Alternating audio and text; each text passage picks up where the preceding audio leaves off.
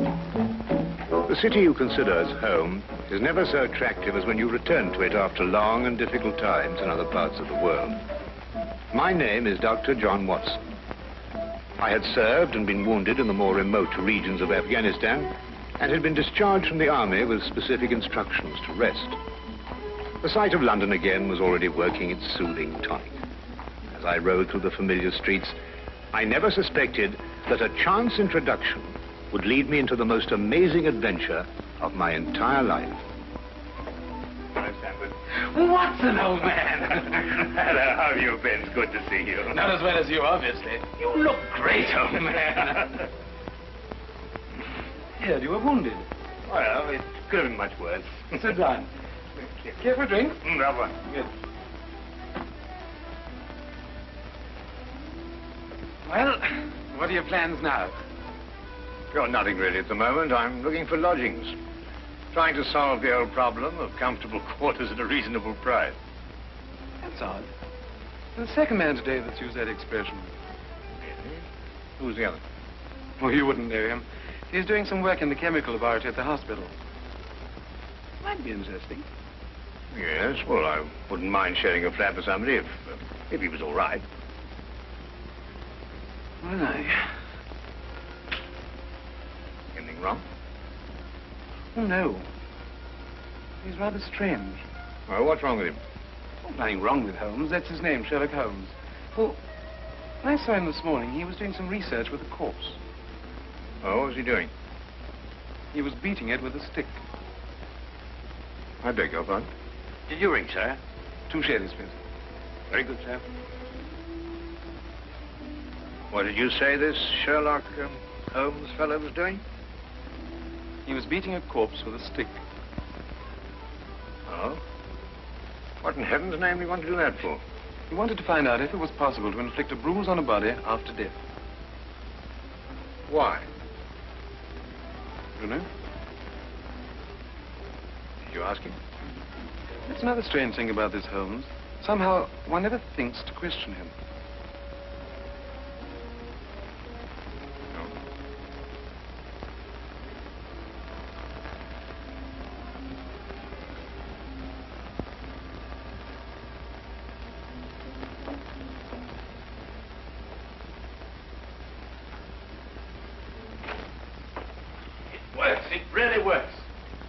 You've just entered the greatest chapter in the history of forensic medicine.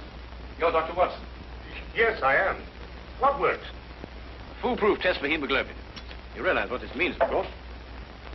No, I don't. You must be Sherlock Holmes.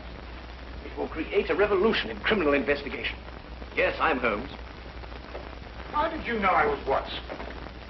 Because you've just come back from Afghanistan. How do you do? How you do? How did you know I'd just come back from Afghanistan? Well, it's written all over you. The problem has generally been that a man is suspected of a crime months after the crime is committed. Then when they find bloodstains on objects of clothing, they can't be sure if it's blood, mud, or rust stains.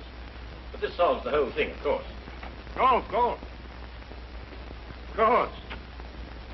Stamford told me you're looking for someone to share a flat you'd found.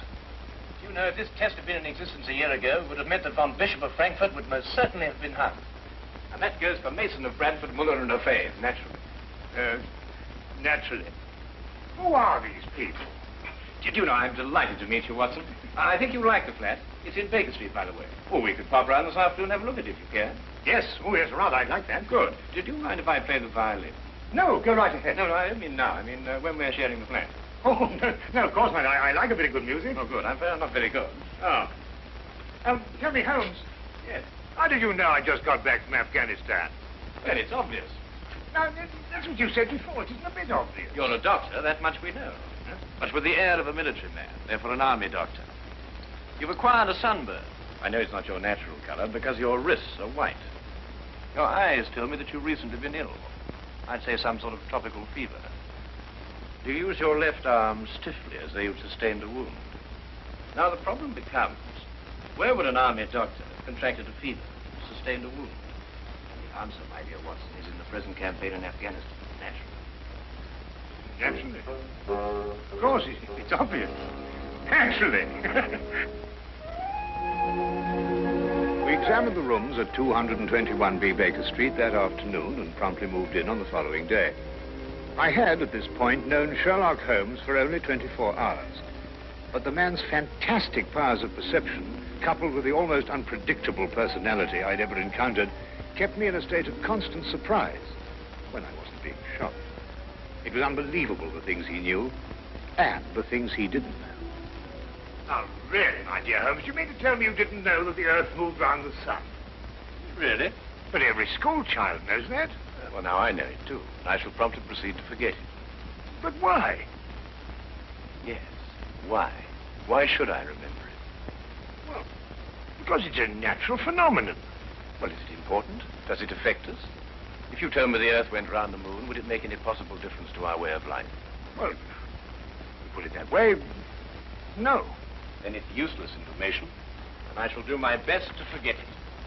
I advise you to do the same. At times, I thought the man was joking and simply having a bit of fun at my expense. But I soon learned that he was in dead earnest. I also, unknown to him, made a brief classification of the man's knowledge. Literature? Nothing. Philosophy? Nothing. Astronomy? Nothing.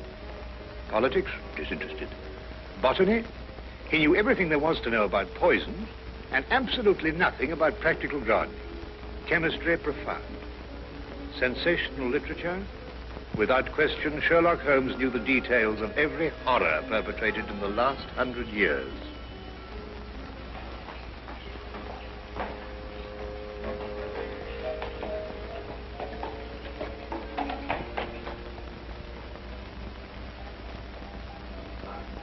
I believe we have a visitor. Really? Who's coming here? I believe so. I would also say he's a retired sergeant of Marines. Oh, you know the man? Never clapped eyes on him before in my life. Well, in that case, that's one of the wildest statements I ever heard. How can you possibly guess he's a retired sergeant of Marines? You've never seen him. A guess, my dear Watson. A calculated deduction. Yes, he is coming up here. Do you mind if I ask him his profession? Oh, by all means. Now, where did I put my violin case? Hmm? Oh, it's over here. There you are. Ah, my old friend. Come in. Excuse me, gentlemen. I have a message here from Mr. Sherlock Holmes. Thank you.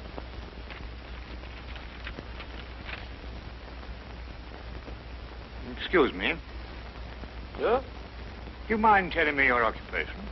Not at all, sir. I'm a civil servant employed by the police department. Thank you. I just wondered. Not at all, sir. How long have you been with the police department? Just a year, sir. Before that, I was a sergeant in the Marines. Good day, gentlemen. How did you know? An interesting letter, Watson. A very interesting letter. Perhaps you'd like to come with me. Where?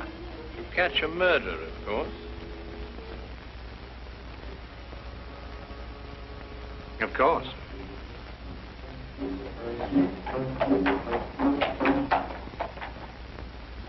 How did you know that that man was an ex-sergeant of Marines?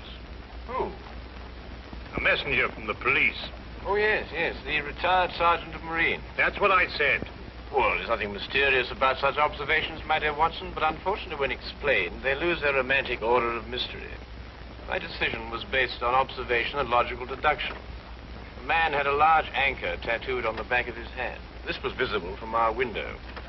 I admit I didn't notice it at the time, but since you mention it, I think there was an anchor. Oh, there was indeed. He also wore regulation sideburns and had a slight nautical roll. Thus, I judged him a Marine. Oh, guess, I grant you, but only a refinement of guesses one makes every day. Don't be so disgruntled, Watson. Test your own powers of observation. We are entering the perfect situation. Oh, what are we entering? A house that holds a murdered man.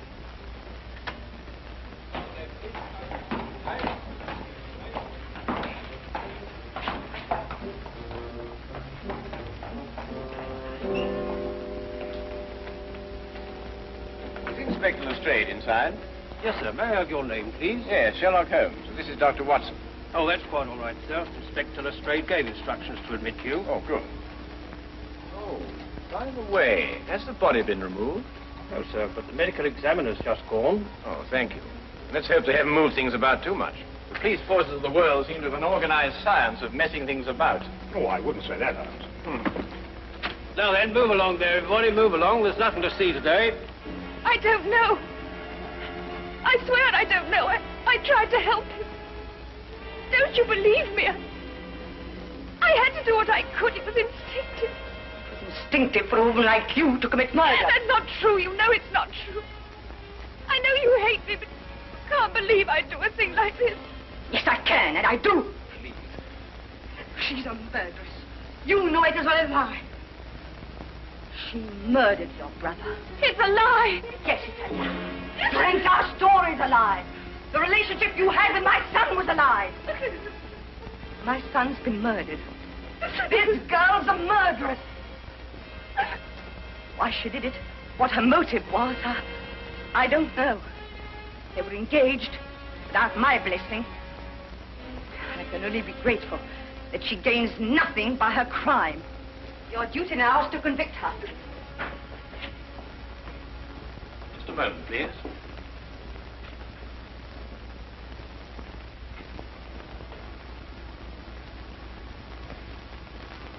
Notice the angle of incision, Watson. Yes. And the force of the blow and the general penetration of the upper region of the chest. How long would you estimate before loss of consciousness? Well, it's difficult to say. 30 seconds. Minutes. Oh, between the two. I see. And death? Shortly thereafter. 2 minutes. 3. 3 or 4, I'd say. Thank you, Watson. Well, I take him out. Forgive the interruption. I would prefer to have been invited before the body had been moved. I thought you'd be interested, Holmes. Oh, thank you, Lestrade. Well, may I introduce my friend, Dr. Watson, Inspector Lestrade of Scotland Yard? How do you do? How do you do? So you're completely stuck, eh, Lestrade? What do you mean? Well, you thought I'd be interested. Why don't you admit it? You're in a jam. Magnificent cabinet work, don't you think? What you say isn't exactly true, Holmes. I've done you a favor. This is an interesting case. Of course, there are 1 or 2 unexplained details, but I don't believe it'll be long before we're What's clear. your principal problem? There's no motive. I found this girl with a knife in her hand. My brother lying dead on the floor. I found Peter on the floor. I tried to help him By stabbing him? by removing the knife. Anybody would have done the same thing. I love him. Oh, my dear young lady, there's no cause for you to alarm yourself. No one's accusing you of, of what happened. This would be a clear-cut case if only she had a reason for murdering him. There happened to be a policeman outside the house during the murder, and he said that no one came in except her. Well, what about the others? Who benefits by her death? Well, no one. The estate was left in such a way that if he died before he married, everything went to charity. My dear Inspector Lestrade, he didn't die before he married. This young lady and the man whose body was carried out of here have been married for at least a week. In the event of his death, I imagine everything passes to her.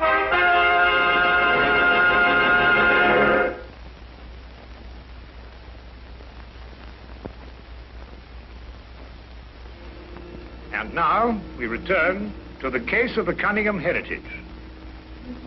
How did you know they were married? Weren't you?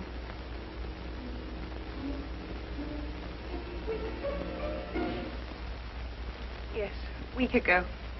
Then you do benefit by my brother's death. You're his heir. I don't know if I am or not. I only know I didn't kill him. I swear I didn't. Where were you married? We went down to Brighton last weekend. Well, why didn't Peter say anything about it? I don't know. He asked me not to say anything, so of course I didn't.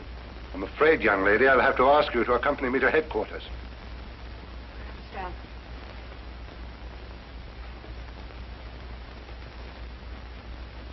Excuse me, Inspector. I think I should tell my mother. Oh, yes, of course. Tell me, Holmes, how did you know they were married? Well, the man's hands had the remains of a sunburn and the fading marks of a narrow ring, but not as yet that indentation of the finger a ring generally leaves. A weekend in the sun at Brighton explains the whole thing perfectly. I didn't notice these things. Yes, I know. The young lady's hands were also sunburned, and to the same degree. Then the case is solved. Yes, it would appear so, wouldn't it? What are you looking for? Now, do you see that? What? Here, use this. Why, that's only the cut in the carpet. Yes, but it's a fresh one. Yes, but what does it mean? That's a good question. We'll stop looking for clues now, Holmes. Ah, you've solved the case then. Completely. Oh, splendid. Seems this girl had a record. 9 months in the woman's prison in Holloway, from the 21st of February, 1892, to the 21st of November, 1892. She was employed as a governess and convicted for stealing £300 from her employer. It's quite true. I knew you'd find out sometime. I made a mistake 5 years ago, but I paid for it. But Peter knew all about it before we were married. I never tried to hide it from him. You didn't know what else you had in mind. I had nothing else in mind except that I loved him. I'm afraid I must ask you to go with the office on this. Rather, madam.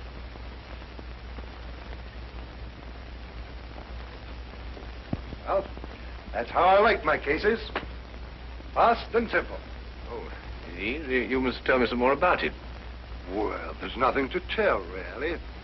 Her story was that Peter asked her to call here at 10 sharp. She arrived, found the door open for her, came in here and found him writhing on the floor with a knife on his chest. She screamed, pulled it out. Just then, Brother Ralph walked in. Peter died without saying another word. So she stabbed him for the inheritance and was caught in the act. Simple. Well, falling off a log. Couldn't be simpler, could it, Watson? I still think it's a tragedy. Yes, but in my job, Dr. Watson, we run up against it all the time. Cigar? No, thank you. Well, I suppose you've had some amazing adventures. Yes, but one learns to have a real philosophy of life and get a good perspective. Yes, I suppose. But just the same, I think it's a pity. Just another case of a clever girl being too clever. The clever girl who intended to murder her husband, he certainly chose the most stupid possible way to commit the crime. What was that? Well, what's this? Checkbook. Oh, amazing deduction, Lestrade. Look. So Peter Cunningham drew a check for £1,000. 6 weeks ago, and 5 weeks ago, and 4, and 3, and 2, and that's all. Well? They're drawn to cash. Well, I don't get your point. He was a very rich man. Well, it's a great deal of cash. It was his own money. I suppose he could do what he liked with it. You may have hit the proverbial nail, Lestrade. Now, look here, Holmes. You're trying to start something that just doesn't exist. Do you think so? I have a great deal of respect for your opinion, Holmes. But your trouble is that you can't leave things alone. If there isn't a mystery, you have to make one, or you're not happy. You're right, I'm not happy. There are marks on the carpet indicating a struggle. The man whose body was carried out of here was over 6 feet in height. If he had struggled with the girl who had left here, I don't think he'd have lost. She surprised him. Oh, but he was expecting her. That's her story. I'd say she sneaked up on him. What, had stabbed him in the chest? How do you sneak up on someone and stab him in the chest, Lestrade?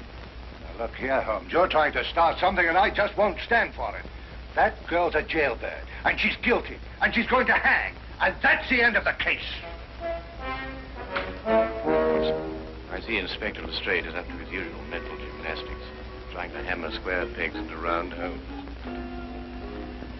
Well, it's been a great pleasure meeting you, Inspector. I warn you to keep away from that man, Holmes, or you'll be insane in less than a week.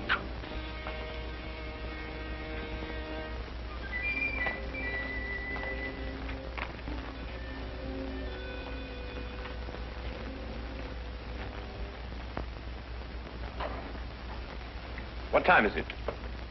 Oh, 10:30. Perhaps you'd like to take a little stroll with me. What? I'd like to investigate this afternoon's affair a bit further. Oh, yes. I'd like that. I thought you'd forgotten about it. Not at all. I've been thinking about it all evening. Shall we go? Then we must exchange our thoughts en route. Where are we going? To the Cunningham house. I didn't know you'd made an appointment there. I didn't. Oh, well, who do you expect to see? No one, I hope. Well, I'm terribly sorry, Holmes, but I'm afraid I don't understand what you mean when you say you want to go to the Cunningham house and you don't... You can't do that. What? Well, you can't break into the house. Why not? It's against the law, that's why not. Why, if we're caught... That's it. What is? If we're caught. But that makes no difference. Makes no difference at all. The thing is, if we're caught, it's against the law.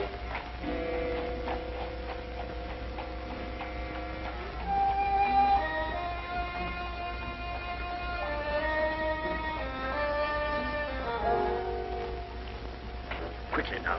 But look, Holmes, we can't... Come on.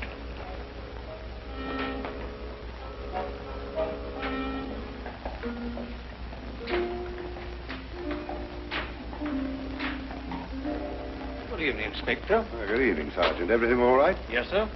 I just thought Sherlock Holmes might have dropped by. Where'd you get the key? The key is a burglar's too.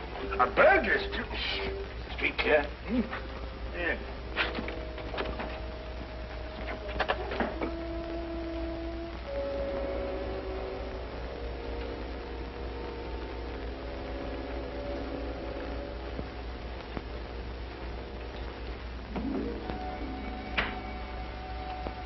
How do you know he's out? Because I had a spy watching the house. Go through that cabinet. What am I looking for? Oh, papers, bank statements, anything to indicate passage of money from Peter Cunningham's account. Go on.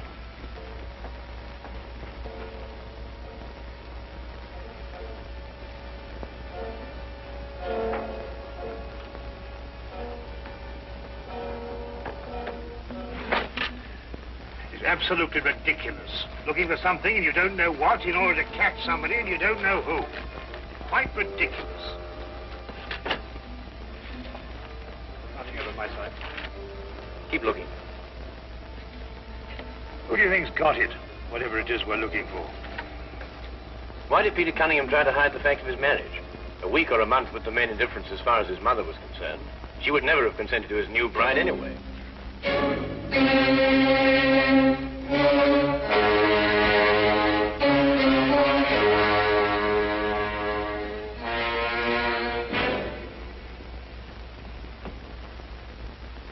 He married her to prove to me that my blackmail wouldn't stop him. And then he withheld the fact in order to give me 1 week to clear out of the country before he exposed me. The money he paid you went to buying up your promissory notes. I was being pressed, Mr. Holmes. My brother's engagement to a jailbird gave me a perfect opportunity to extract a little money from him. In fact, if he hadn't been such a bullhead, it would have gone on for quite some time. A jailbird, as you put it, makes the perfect murder suspect. Perfect, Mr. Holmes. And you and Dr. Watson make perfect burglary suspects. When I report your death to the police, they can't possibly blame me for defending the sanctity of my home.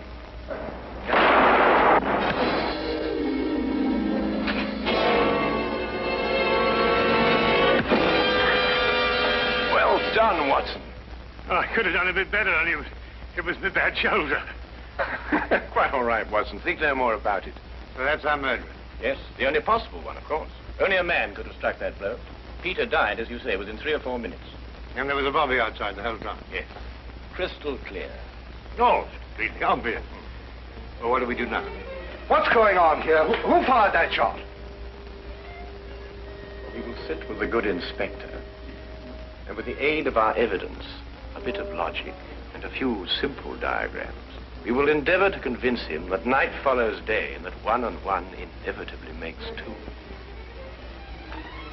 How did you two get in here anyway? Now, Inspector, calm yourself, calm yourself. Come, sit down. Now, there's a good fellow. Sit right here. Now, you see, we have a great deal to talk about.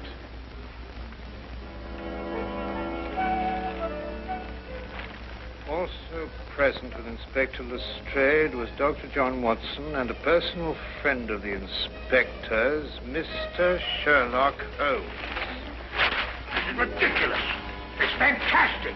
This isn't the way it happened at all. This will revolutionize investigation, Watson. This whole account is a lie. Fingerprints, Watson. That's the coming thing. Oh, nonsense. What are you going to do about this? A bit more research. Here, give me your fingers on this sheet of paper. Oops. Were you going to sit there with these disgusting little smudges and let them get away with this? Beg your pardon? Well, I won't. They're going to hear from me. Brilliant Inspector Lestrade, indeed. Why, it took you 3 hours to convince that bonehead. I don't know. Never in mind his life I heard. I said he was innocent.